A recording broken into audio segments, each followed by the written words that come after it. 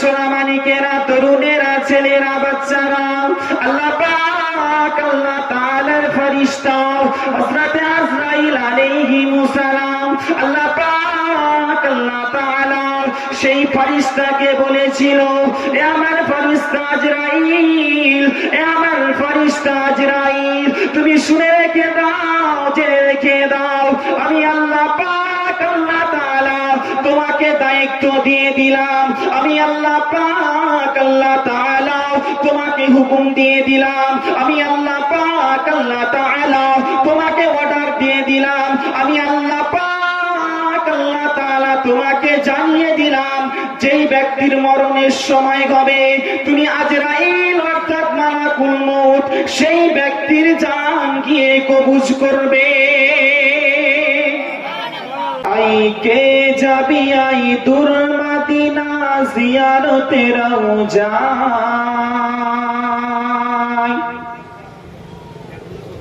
I K যাবি I দূর Medina জিয়ারতে রওজা, যেথায় নবী শুইয়া আছেন পাক মদিনায়, জোরে বলুন সুবহানাল্লাহ, নারে তাকবীর, আল্লাহু আকবার। আপনাদের তো ব্যাটারি চার্জ ভালো হয়েছে আলহামদুলিল্লাহ, খুব ভালো লাগছে বাবা। আই কে যাবি আই দূর মদিনা জিয়ারতে রওজা, যেথায় নবী শুইয়া আছেন পাক মদিনা, বাবলা বনে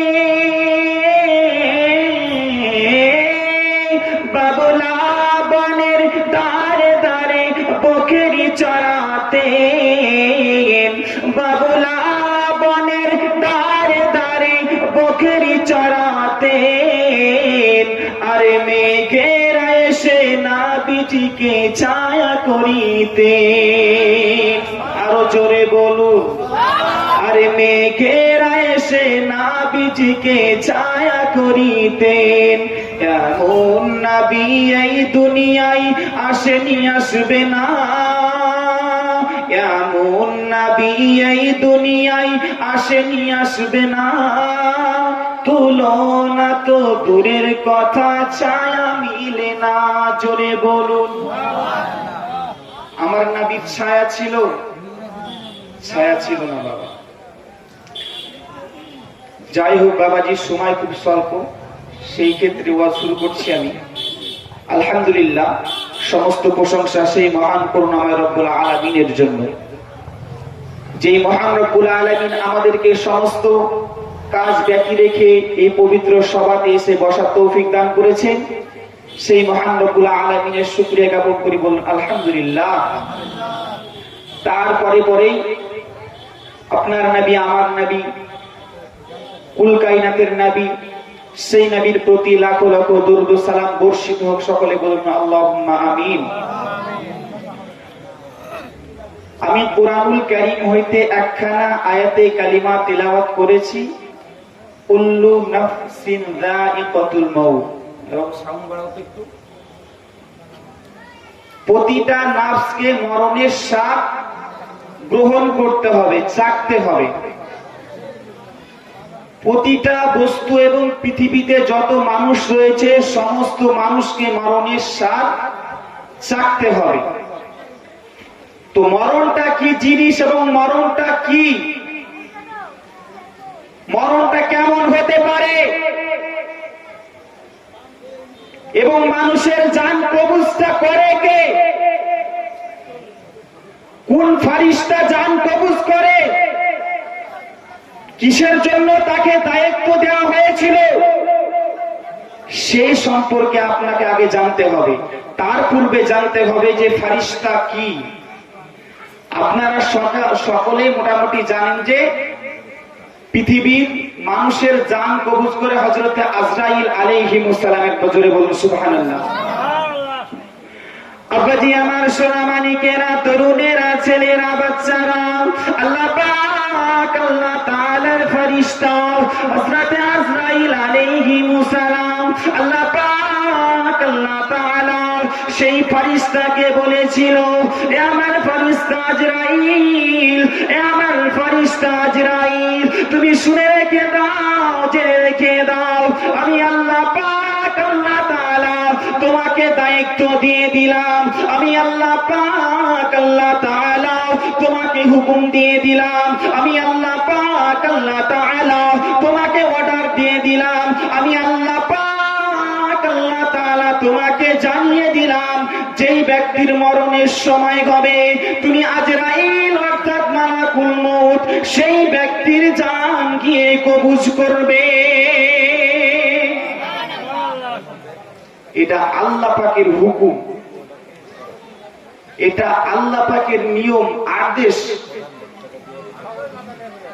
আপাজি আমার সোনামানিকেরা, তো হযরতে আজরাইল আলাইহিস সালাম যখন পৃথিবীর মানুষের জান কবজ করে, তো কেমন করে জান কবজ করে? তার জানটা ভিতর থেকে, শরীর থেকে, রূহ থেকে বের করা হয়। কেমন করে বের করে?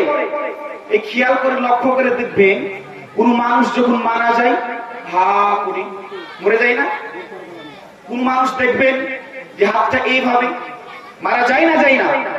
কোন মানুষ দেখবেন যে প্রসাব করতে করতেই ইন্তিকাল করে ফেলেছে, কোন মানুষ পায়খানা করতে করতে ইন্তিকাল করে ফেলেছে। এই যে মৃত্যু একটি এমনই ভয়ঙ্কর জিনিস, যার সঙ্গে ঘটে সেই বুঝতে পারবে তার কি যন্ত্রণা, তার কি জানা, তার কি আর্তনা। আপনার সঙ্গে ঘটেনি, আপনি বুঝতে পারবেন না, যার সঙ্গে ঘটেছে সেই বলতে পারবে যে মরণের কি যন্ত্রণা।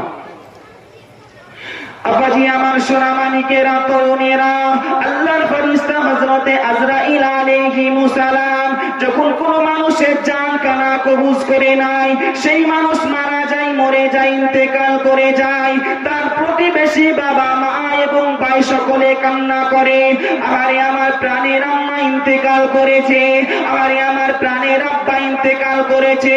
সমস্ত পৃথিবীর মানুষ যদি ওই ব্যক্তির পাশে বসে বসে কান্না করে, ওই ব্যক্তির পাশে বসে বসে রোনাজারি করে, তো আপনার কিনা সমস্ত ব্যক্তি যদি ওই ব্যক্তির কাছে কান্নাকাটি করে, তবু ওই ব্যক্তিকে কি আর জিন্দা করা যাবে? জিন্দা করা যাবে না। তাহলে আল্লাহ জীবন দিয়েছেন কয়টি? একটি। সেই জীবনকে যদি ছিনিয়ে নিয়ে চলে যায়, আবার ফিরানো হবে না।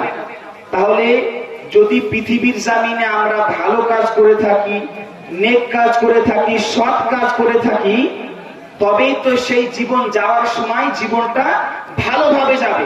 কেমন? আল্লাহ পাক আল্লাহ তাআলা বলেছেন, কোন ঈমানদার, কোন মুমিন, কোন মুত্তাকির যখন জানখানা কবজ করা হয়, রূহখানা শরীর থেকে বের করা হয়, যদি সেই ব্যক্তি ঈমানদার হয়, তাহলে এই রূপ তার জান কবজ করা হয়। কোন বাচ্চা, কোন শিশু সন্তান নিজের মায়ের দুধ স্তন পান করতে করতে যেমন ঘুমিয়ে যায়, সেই রূপ সেই ব্যক্তির জান কবজ করা হয়। একবার জোরে বলুন সুবহানাল্লাহ। আব্বাজি আমার সোনামানিকেরা, সেই ব্যক্তিকে আপনার কিনা গোসল দিয়ে, কাপড়ের কাপড় পরিয়ে দিয়ে, সকলের কাটনির ওপর চাপিয়ে নিয়ে গোরস্তানের ময়দানের জমিনে গিয়ে জানাজা পড়িয়ে সকলে কবরস্থানে রেখে, মিনহা খালাকনাকুম ওয়া ফিহা নুঈদুকুম ওয়া মিনহা নুখরিজুকুম তারাতান উখরা, এই দোয়াটি সকলে পড়ে মাটি দিয়ে যে যার মতো বাড়ির দিকে রওনা হয়। ইতিমধ্যে আল্লাহর বান্দার কবরেতে একজন ফেরেশতা আল্লাহ পাকের হুকুমে আসে। ওই ফেরেশতার নাম হযরতে রুমান ফেরেশতা। কি বললাম বাবা? রুমান ফেরেশতা। ওই ব্যক্তির কবরে গিয়ে তাকে চিন্তা করা হয়। আবার কার হুকুমে চিন্তা করে? জোরসে বলুন বাবা, কার হুকুমে চিন্তা করে? আল্লাহর হুকুমে চিন্তা করে। আল্লাহর হুকুমে চিন্তা করে সেই বান্দাকে বলতে থাকবে, রুমান ফেরেশতা, এই আল্লাহর বান্দা, পৃথিবীর জমিনে তুমি কি খারাপ কাজ করেছো, কি ভালো কাজ করেছো, তুমি লিপিবদ্ধ করে চিঠি করে আমার হাতে জমা দাও। আপাজি আমার সোনা মানিকেরা, সেই সময় আল্লাহর বান্দা বলতে লাগবে, ও আল্লাহর ফেরেশতা হযরতে ওমর, আমি আল্লাহর বান্দা আজকে কবরের জমিনে আমি কবরবাসী হয়ে গিয়েছি। আমার কাছে লিপিবদ্ধ করার মতো কালিডট নেই, আমার কাছে লিপিবদ্ধ করার মতো কলম নেই, আমার কাছে লিপিবদ্ধ করার মতো খাতা নেই, আমার কাছে লিপিবদ্ধ করার মতো, আমার কাছে লেখার মতো কলমের কালি নাই। ও আল্লাহর ফেরেশতা, তাহলে আমি কেমন করে লিখবো, আমি কেমন করে লিখে চিঠি আপনার হাতে জমা দিব? আল্লাহ পাক আল্লাহ তাআলা ফেরেশতা বলতে থাকবে, ও আল্লাহর বান্দা শুনে রেখে দাও, জেনে রেখে দাও, আমি ফেরেশতা রুমান জানিয়ে দিলাম, তোমার হাতের আঙ্গুলকে কলম বানিয়ে নাও, তোমার হাতের আঙ্গুলকে কলম বানিয়ে নাও, তোমার মুখের থুতুকে কালি বানিয়ে নাও, এবং তোমার কাফনের কাফন ছেড়ে খাতা বানিয়ে নাও। কি বললাম? আল্লাহর ফেরেশতা বলবে যে তোমার আঙ্গুল, এই যে আঙ্গুলকে কলম বানাও, আর মুখের থুতুকে কালি বানাও, আর নিজের গায়ের কাপড়, এই যে সাদা কাপড় তিনটি পরেন না আপনারা, পরিয়ে দেয় মৃত্যু ব্যক্তিকে, সেই কাপড়ের ওপর আপনার কিনা লিপিবদ্ধ করতে থাকবে। কি লিখবে? আল্লাহর বান্দা সেই সময় ফেরেশতাকে জিজ্ঞাসা করবে, ফেরেশতা, এ আল্লাহর ফেরেশতা আপনি বলে দিন আমি কি লিখবো? আল্লাহ পাক আল্লাহ তাআলার ফেরেশতা সেই সময় আল্লাহর বান্দাকে বলবে, ওই জায়গায় লিপিবদ্ধ করো, ওই কাফনের উপর লিপিবদ্ধ করো, পৃথিবীতে কোথায় ভালো কাজ করেছো, কোথায় নেকি করেছো, কোথায় নামাজ পড়েছো, আপনার কিনা কোথায় হজ করেছো, সমস্ত ভালো কাজগুলা এই আপনার কিনা কাফনের উপর লিপিবদ্ধ করে দাও। আব্বাজি আমার সোনা মানিকের, আল্লাহর বান্দা সেই সময় আপনার কিনা হাতের আঙ্গুলকে কলম রূপে ব্যবহার করে কাফনের ওপর লিখতে থাকবে সমস্ত নেকির কাজ, লিখে লিখে লিখে লিখে যখন সমস্ত নেকির কথাগুলা লিখা হয়ে যাবে বাবা, আল্লাহ পাক আল্লাহ তাআলার আপনার কিনা বান্দা বলতে থাকবে, ও আল্লাহর ফেরেশতার উম্মত, আমি আল্লাহর বান্দা আমি কি নেকি করেছি, সমস্ত নেকি কাজগুলা, সমস্ত ভালো কাজগুলা আমি আল্লাহর বান্দা লিপিবদ্ধ করেছি। সুবহানাল্লাহ। আব্বাজি আমার সোনা মানিকেরা, সমস্ত ভালো কাজগুলা লিপিবদ্ধ করে এবার চুপটি মেরে বসছে। ফেরেশতা বলে, এবার বসছো কেন? তোমার পূর্ণিটা তো সঙ্গে সঙ্গে লিখে দিলে, যেগুলা ভালো কাজ করেছে, নেকি করেছো, সেগুলা লিপিবদ্ধ করে ফেলেছো, তো খারাপ যেগুলা করেছে সেগুলাও তো লিপিবদ্ধ করো। সেই সময় আল্লাহর বান্দা চমকে যাবে, আর খারাপটাও লিখতে হবে? সেই সময় আল্লাহর ফেরেশতা বলেছিলেন, হ্যাঁ খারাপটাও তোমাকে লিপিবদ্ধ করতে হবে। তো আল্লাহর বান্দা বলে, আল্লাহর ফেরেশতাকে বলে, আল্লাহর বান্দা, ও আল্লাহর ফেরেশতা, আমাকে বড্ড শরম লাগছে। কি বলেছে? লজ্জা লাগছে।